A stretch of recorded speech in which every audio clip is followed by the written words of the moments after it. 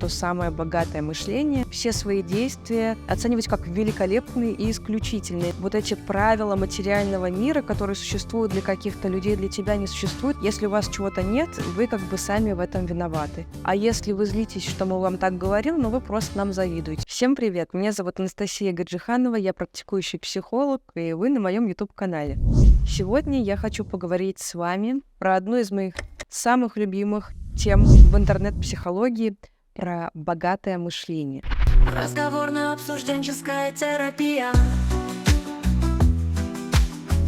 Обычно, когда инфобизнесмены, коучи, психологи говорят про то самое богатое мышление, подразумевается несколько вещей. Я собрала самые топовые. Первое — думайте великие мысли.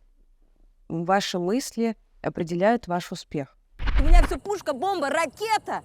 Я счастливая мать, я женщина, я индивидуальный предприниматель. Да я отпустила прошлое.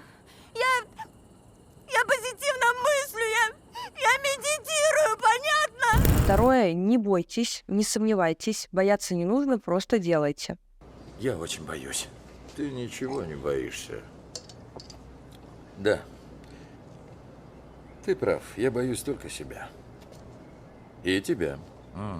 Третье — если вам не приходят деньги, значит, вы себе не позволяете, нам приходит по нашим потребностям, что-то такое. Следующая идея частая, что-то про энергию денег, что нужно общаться с богатыми людьми, ходить в дорогие магазины и вот всячески этим подзаряжаться.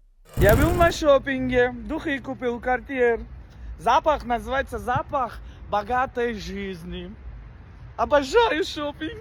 А также очень важно не экономить, вообще не находиться вот в этом состоянии рассчитывания и отказа себе в чем-либо, а нужно смотреть в сторону того, чтобы зарабатывать больше. Экономить нельзя там, где нельзя экономить. Но там, где можно экономить, значит, надо экономить. Давайте обсудим, существует ли богатое мышление с научной точки зрения и вообще работает ли то, что мы с вами сейчас назвали. Нужно ли стремиться к этому богатому мышлению? Если да, то как его в себе взрастить? Если честно, я бы вообще не делила мышление на богатое мышление или бедное мышление. Есть мышление из реальности, из связи с собой. Есть мышление и здесь и сейчас. В транзактном анализе это еще называется мышление взрослого. Что это в себя включает? Это включает трезвый, очень реалистичный взгляд на себя и на свои достоинства, отсутствие обесценивания их, на свои навыки и на свои ограничения и слепые зоны. Это также может включать в связь со своими ценностями, что для меня важно в контексте сферы денег, и учет контекста того, что происходит вообще вокруг меня, как устроена сфера и прочее, прочее. Некоторые идеи, которые мы с вами обсудили вначале, они слегка упрощенные, и они игнорируют большую часть реальности. Это не так уж сложно. Скажи ему. Это невероятно трудно. Например, ту, в которой все люди реально рождаются в разных условиях. У всех людей реально изначально разный капитал, изначально реально разные возможности. И как будто бы этот фокус исключительно на мышлении вообще чуть-чуть игнорирует наличие материального мира, где тоже есть свои законы, есть в том числе экономические законы, состояние экономики и какие-то вещи, которые не связаны исключительно с нашим мышлением. И это и есть то самое магическое мышление. Иногда мне кажется, что люди, которые транслируют идеи, сами в них верят. И опасность здесь в том, что с таким подходом может быть действительно несколько утрачена связь с реальностью и с тем, что мы не всесильны, мы не всемогущи, могут происходить разные вещи. И, возможно, именно из-за такой картины мира, из-за такого сценария, в том числе эти люди, которые это транслируют, могут быть, как бы это сказать, относиться с некоторым пренебрежением к каким-то простым прагматичным вопросам ведения бизнеса, вроде налоговой системы или чего-то такого. Короче, вынимай говно из ушей, иди сюда, слушай меня внимательно. Значит, послушай, под бизнес приобретаешь жилую недвижимость, в следующем году оформляешь возврат налогов и переводишь ее в нежилое. Понял? Работников переводишь в самозанятых на упрощенку, отдел кадров и бухгалтерию переводишь в аутсорс. Регистрируешь мойку на отдельный ИП, чтобы покупать услуги у самих себя, выводя часть средств в наличку. Понял? То есть первая опасность всех этих мыслей — это игнорирование каких-то объективных вещей, которые существуют, о которых нужно думать. Иногда объективно нужно не тратить, а откладывать деньги. Иногда объективно нужно поставить под сомнение то, что ты делаешь. Все люди могут делать ошибки, и невозможно все свои действия оценивать как великолепные и исключительные. Иногда нужно признавать, что ты где-то ошибся, брать за это ответственность и исправлять это. Чтоб стать царем зверей, мало вести себя по-царски. Надо быть царем. Нельзя сомневаться. Сомнения порождают хаос и ведут тебя к гибели. Думать, что вот эти правила материального мира, которые существуют для каких-то людей, для тебя не существуют, в первую очередь для тебя самого небезопасно. Еще одна проблема, которая есть с этими идеями, это такой некоторый преследовательский посыл. Если у вас чего-то нет, вы как бы сами в этом виноваты. Эй, парни!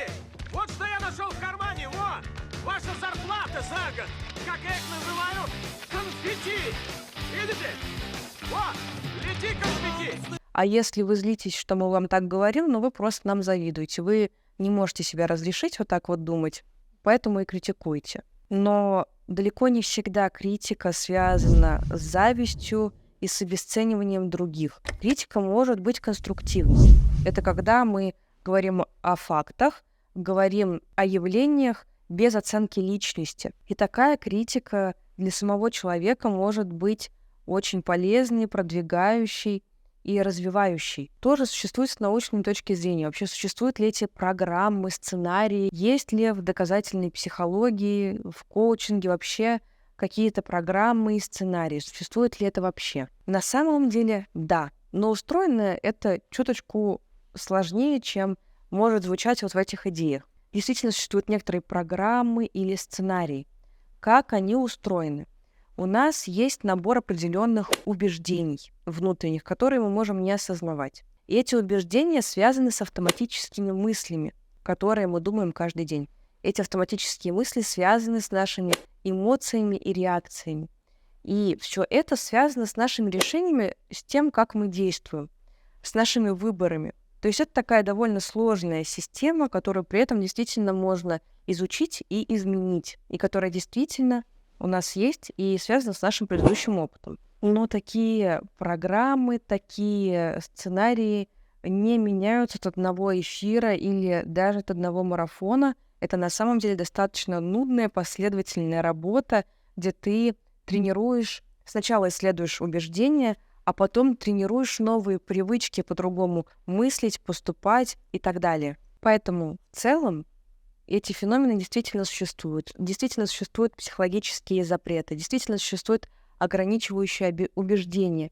Но это далеко не такая магическая и легкая работа, как это может казаться на первый взгляд, и достаточно последовательные действия, которые ведут к результатам и изменениям. Пожалуйста, поделитесь, как вам видео, и нравится ли вам вообще эта тема богатого или бедного мышления, что вы читали, что проходили по этой теме, и помогло ли вам что-нибудь. До встречи в новых видео.